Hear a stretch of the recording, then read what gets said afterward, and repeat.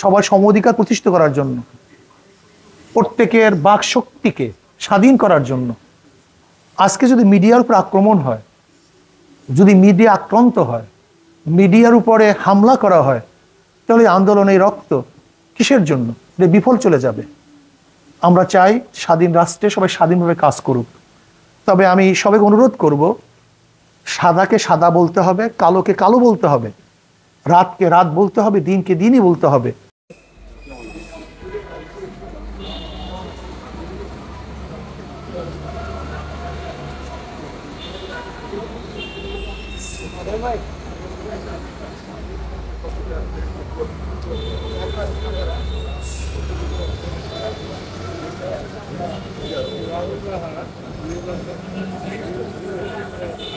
আপনাদের পার্টি সমস্ত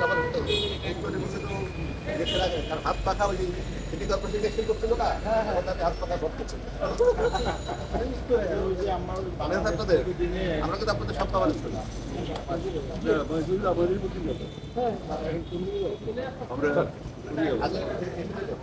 আপনার লোক কই, আপনার লোক কই এগুলি একটু দেখেন।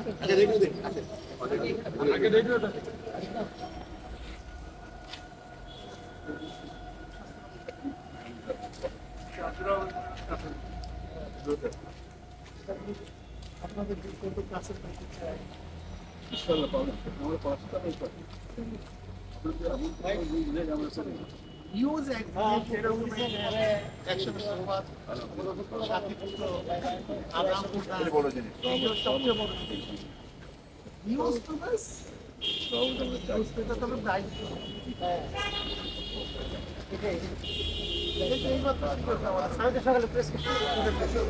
আসসালামু আলাইকুম, কেমন আছেন? ভালো আছেন? আপনার কথা বলে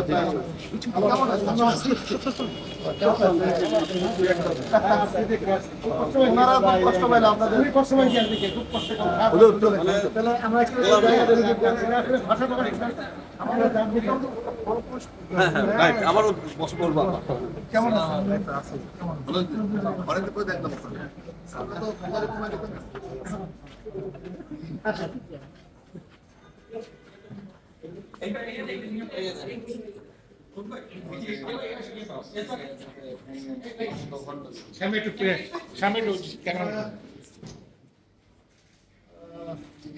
আমরা দুঃখিত, মর্মাহত।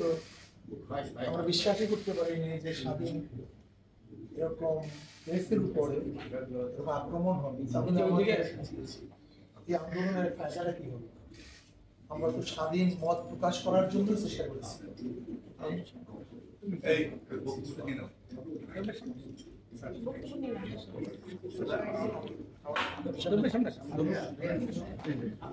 পত্রিকা অফিস, মিডিয়া অফিস, বিভিন্ন জায়গায় আক্রমণ হয়েছে। আমরা বিশ্বাস করি এরা এই দেশের সুনাগরিক হতে পারে না, এটা ভদ্র সমাজ হতে পারে না। আপনারা জানেন 5ই আগস্টের এই বিপ্লবে আমরা সক্রিয় ভূমিকা পালন করেছি এবং আমার মানের কোনো লিডার সশরীরে রাস্তায় ছিল কিনা আমার জানা নেই। কিসের জন্য? বৈষম্যতাকে দূর করার জন্য, সবার সম অধিকার প্রতিষ্ঠিত করার জন্য, প্রত্যেকের বাক শক্তিকে স্বাধীন করার জন্য। আজকে যদি মিডিয়ার উপর আক্রমণ হয়, যদি মিডিয়া আক্রান্ত হয়, মিডিয়ার উপরে হামলা করা হয়, তাহলে আন্দোলন এই রক্ত কিসের জন্য? এটা বিফল চলে যাবে। আমরা চাই স্বাধীন রাষ্ট্রে সবাই স্বাধীনভাবে কাজ করুক। তবে আমি সবাইকে অনুরোধ করব, সাদাকে সাদা বলতে হবে, কালোকে কালো বলতে হবে, রাতকে রাত বলতে হবে, দিনকে দিনই বলতে হবে। আমরা সবাই ন্যায়ের পক্ষে, অন্যায়ের বিপক্ষে। যেই ন্যায় করবে আমরা তার পক্ষে কাজ করব, যে অন্যায় করবে সে আমার মেয়ে হোক না কেন। যেমন নবী আলাইহিস সালাতু ওয়াস সালাম বলেছেন, আমার কন্যা ফাতেমাও যদি চুরি করে আমি তার হাত কেটে দেব। কাজে আমি আমার মিডিয়া বন্ধুদেরকে বলবো যে আসুন আমরা সবাই সাদাকে সাদা বলি, কালোকে কালো বলি, সত্য নিষ্ঠ সংবাদ প্রচার করি। আজকে মিডিয়ার উপর আক্রমণ হয়েছে, আমরা দুঃখিত, ব্যথিত, লজ্জিত। এর জন্য আমরা এখানে ছুটে চলে আসছি আপনাদেরকে সমবেদনা জানাবার জন্য। আর আমি এই দুষ্কৃতিকারীদের বিচারের দাবি করতেছি।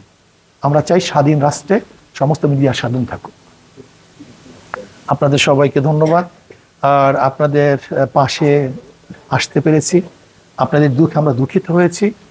আমি বিশ্বাস করি ভবিষ্যতে ইনশাল্লাহ সবাই মিলে ঝিলে এই দেশটাকে গঠন করব। আল্লাহ আমাদের সবাই। আপনারা যে আসছেন বসুন্ধরা মিডিয়ার সকল সাংবাদিকদের পক্ষ থেকে আমরা কৃতজ্ঞ, আপনাদেরকে আমরা অভিনন্দন জানাই এবং সাধুবাদ জানাই। আপনারা এইভাবে আমাদের সাংবাদিকদের পাশে থাকবেন, কারণ বসুন্ধরা গ্রুপের মিডিয়া প্রথম দুর্নীতিবাজ বেনজির আহমেদের বিরুদ্ধে আমরাই কলম ধরেছিলাম।